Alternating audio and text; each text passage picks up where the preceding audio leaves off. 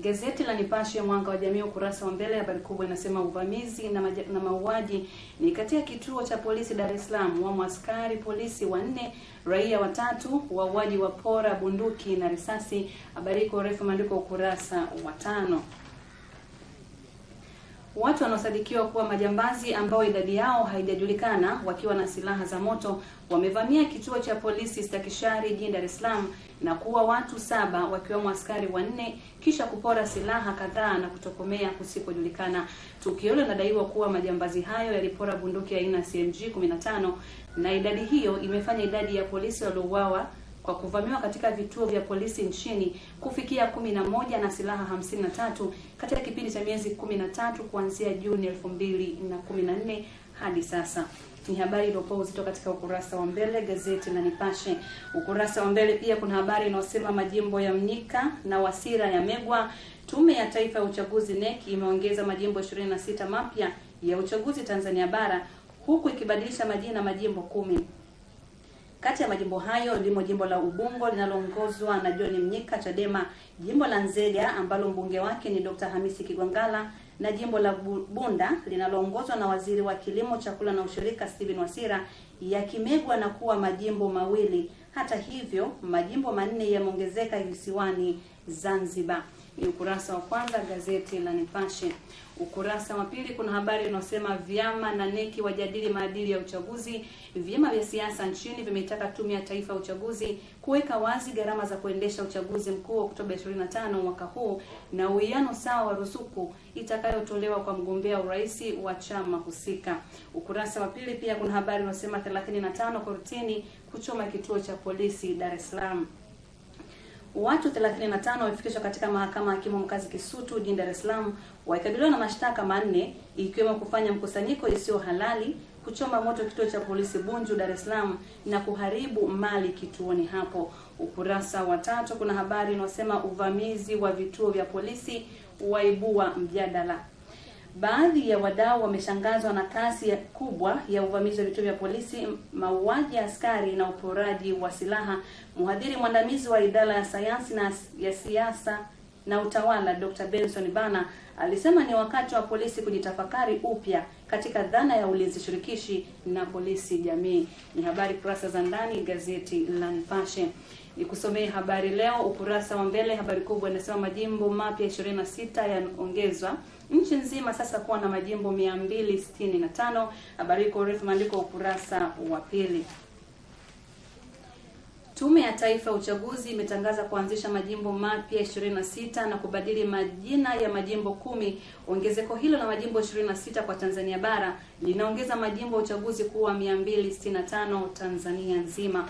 Ukurasa wa mbele pia kuna habari picha ikimuonyesha mkuu wa jeshi la polisi nchini IGP Ernest Mangu akizungumza na waandishi wa habari alipowasili kukagua kituo cha polisi Stakishari Ukonga Dar es Salaam jana baada ya kuvamiwa na majambazi wanadaiwa kupora silaha kituoni hapo juzi usiku. Askari 4 na raia 3 waliuawa katika tukio hilo.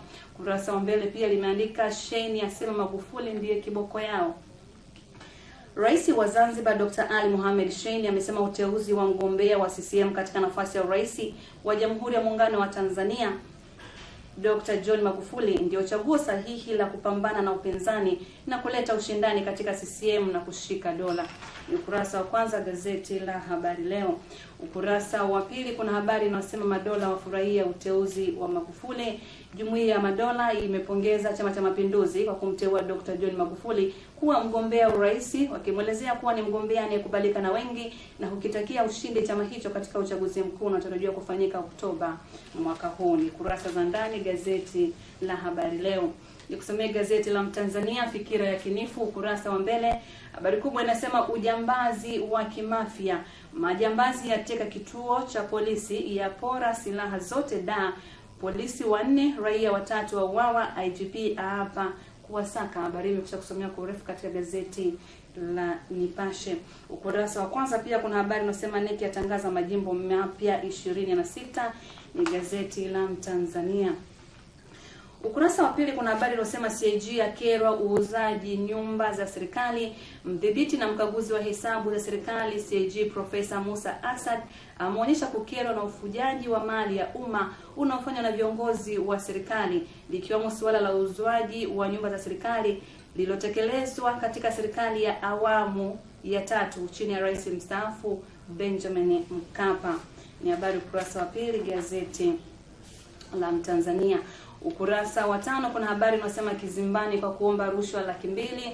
Taasisi ya kuzuia na kupambana na rushwa Tanzania TAKUKURU wilaya ya Kinondoni imemfikisha mahakamani ofisa afya wa mazingira Fabian Boroge anayekabiliwa na tuhuma za kuomba na kupokea rushwa shilingi $200,000. Ukurasa wa 5 pia kuna habari inasema malaria yaua milioni 6 duniani kwa miaka 15. Ugonjwa wa malaria umeua zaidi ya milioni 6 kote duniani katika kipindi cha miaka 15 kuanzia mwaka 2001 hadi mwaka 2015. Ni habari gazeti la Mtanzania. Gazeti la Majira ukurasa wa mbele habari kubwa inasema ujambazi wa tikisa Dar, majambazi waua 7 Dar es Salaam na kupora bunduki. Lakini pia kuna habari inasema Shein afunguka urais CCM. Ni gazeti la Majira. Kurasa wa pili Majira limeandika Ulaya yakubali kuinusuru Ugiriki. Viongozi wa mataifa ya Ulaya yanayotumia sarafu ya euro wamekubaliana kwa pamoja kuipa Ugiriki mkopo mwingine ili kunusuru uchumi wa Ugiriki kuendelea kuporomoka. Makubaliano hayo yanafuatia mazungumzo ya dharura baina ya mawaziri wa fedha wa ukanda wa Ulaya kwa nia ya kuepusha Ugiriki kuishiwa na pesa na kuendelea kutumia sarafu moja ya euro. Ukurasa wa pili pia kuna habari inasema Somalia yaishtaki Kenya ICJ.